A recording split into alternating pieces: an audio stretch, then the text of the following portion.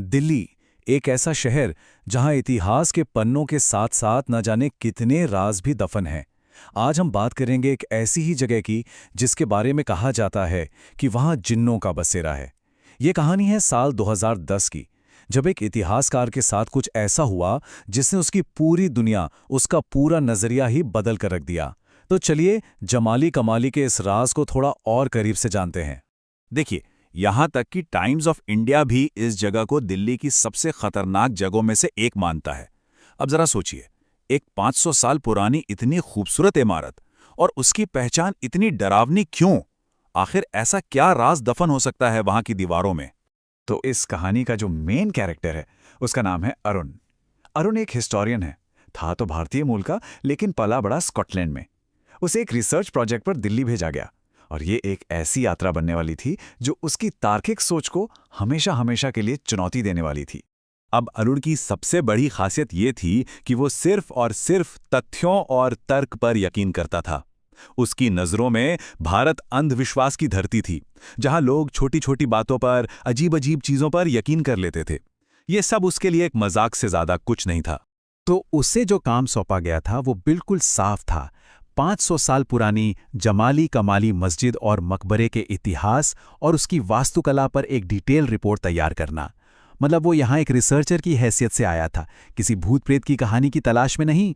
दिल्ली पहुंचने के बाद अरुण ने सोचा कि चलो शाम को ही उस जगह चलते हैं, लेकिन उसे इस बात का जरा भी अंदाजा नहीं था कि ये शहर उससे पहले ही कुछ अशुभ संकेत दे रहा था, जिन्हें वो पूरी तरह से अनदेखा कर रहा था। अब उसे वहां जाने के लिए एक ऑटो चाहिए था, लेकिन ये काम इतना आसान नहीं था। पहले ऑटो वाले ने जैसे ही जमाली कमाली का नाम सुना, वो गुस्से में आया और तेजी से ऑटो भगा ले गया। दूसरे ने शाम का वक्त देख के साफ मना कर दिया, और इसके बाद तो एक एक करके कई ड्राइवरों ने बस जाने से ही इनकार कर दिया। अरुण को यह सब बहुत अजीब लगा। उसे लगा कि ये लोग बस बदतमीजी कर रहे हैं।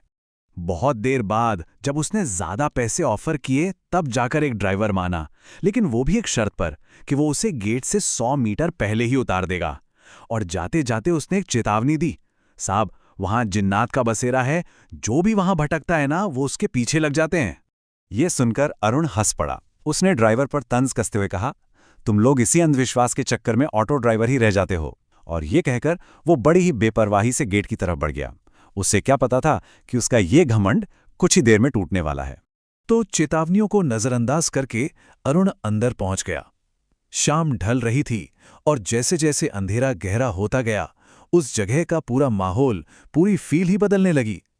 उसे ये महसूस होने लगा था कि वो वहां अकेला नहीं है। शुरू शुरू में तो उसे सब कुछ बड़ा शांत लगा। हवा में अगरबत्ती की एक धीमी सी खुशबू थी और एक अजीब सा सुकून भी था। उसे लगा कि वो ड्राइवरों की बातें तो बस यूं ही मनगढ़ंत थीं, सुनी सुनाई थी। वो अपने कैमरे से तस्वीरें ले ही रहा था कि अचानक एक बहुत गहरी आवाज गूंजी, बिल्कुल पास से, जैसे कोई उसके कंधे के पीछे ही खड़ा हो। और आवाज ने पूछा, यहां किस नियत से आए हो? अरुण एकदम से चौंका, तेजी से पलटा, लेकिन वहां दूर दूर तक कोई भी नहीं था। अब उसके तार्किक दिमाग ने फौरन एक वजह बना ली। अरे, ये तो जरूर जेटलैग का असर होगा। ये सोचकर उसने उस आवाज को नजरअंदाज कर दिया। लेकिन कुछ ही देर बाद उसकी नजर एक परछाई पर पड़ी जो बहुत तेजी से एक अंधेरे कमरे में घुस गई। अब बस अरुण का सब्र जवाब दे गया। उसे लगा कोई जानबूझकर उसे परेशान कर रहा है और वो गुस्से में उस परछाई के पीछे लपका। और बस यही वो पल था। उस परछाई का पीछा करते करते अरुण उस जगह के सबसे रहस्यमयी और सबसे खतरनाक हिस्से में पहुंचने वाला था, मकबरे के मुख्य कमरे के अंदर। कमरे के अंदर पहुंचते ही वो परछाई गायब हो गई, जैसे हवा में घुल गई हो। अब वो जमाली और कमाली की 2 कब्रों के ठीक सामने खड़ा था। और तभी कुछ बहुत अजीब हुआ। गर्मी के मौसम के बावजूद कमरे की हवा अचानक बर्फीली हो गई और फिर उसे कमरे के अंदर से ही नमाज की आयतें सुनाई देने लगी। जब उसने घबराकर बाहर आंगन की तरफ देखा तो जो नजारा था वो दिल दहला देने वाला था। दर्जनों सफेद लिबास में लिपटी परछाइयां नमाज में झुकी हुई थी। उसने फौरन सबूत के लिए कैमरा निकाला, लेकिन कैमरे की स्क्रीन पर आंगन बिल्कुल खाली था, कुछ भी नहीं। वो डरकर जैसे ही पीछे हटा, उसकी नजर कमरे के कोने पर पड़ी। एक कब्र के पास एक लंबी काली परछाई खड़ी थी और उसकी आंखें एक भयानक नीली रोशनी से चमक रही थीं। और तभी उन परछाइयों में से एक आवाज आई, बिल्कुल साफ और ठंडी। ये जगह जिंदा लोगों के लिए नहीं है। ये एक सीधी खुली चेतावनी थी। और पलक झपकते ही पूरा कमरा ऐसी ही अनगिनत काली परछाइयों से भर गया। जिन्नों की एक पूरी महफिल उसे घेरे खड़ी थी और सब की सब बस उसे ही घूर रही थीं। उस एक पल में अरुण का हर तर्क, हर विज्ञान, सब कुछ टूटकर बिखर गया। इसके बाद जो हुआ वो और भी ज्यादा चौंकाने वाला था। अरुण की जान बचाने की वो दौड़ और वो आखिरी डरावना सबूत जो उसके कैमरे में हमेशा के लिए कैद हो गया। अरुण अपनी जान बचाने के लिए वहां से अंधाधुंध भागा और हैरानी की बात यह थी कि गेट के बाहर वही ऑटो वाला उसका इंतजार कर रहा था, मानो उसे सब पता हो। बिना कुछ कहे ड्राइवर ने अरुण को होटल छोड़ दिया।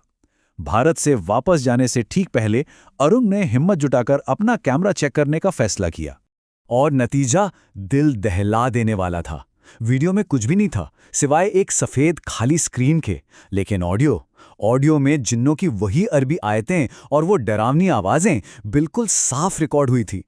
अपनी रिपोर्ट के आखिर में अरुण, जो अब पहले जैसा तार्किक इंसान नहीं रहा था, उसने लिखा, जमाली कमाली सिर्फ एक पुरानी इमारत नहीं है, ये एक ऐसी जगह है जहां कुछ आवाजें कभी खत्म नहीं होती। तो ये कहानी हमें एक बहुत गहरे सवाल पर लाकर छोड़ देती है।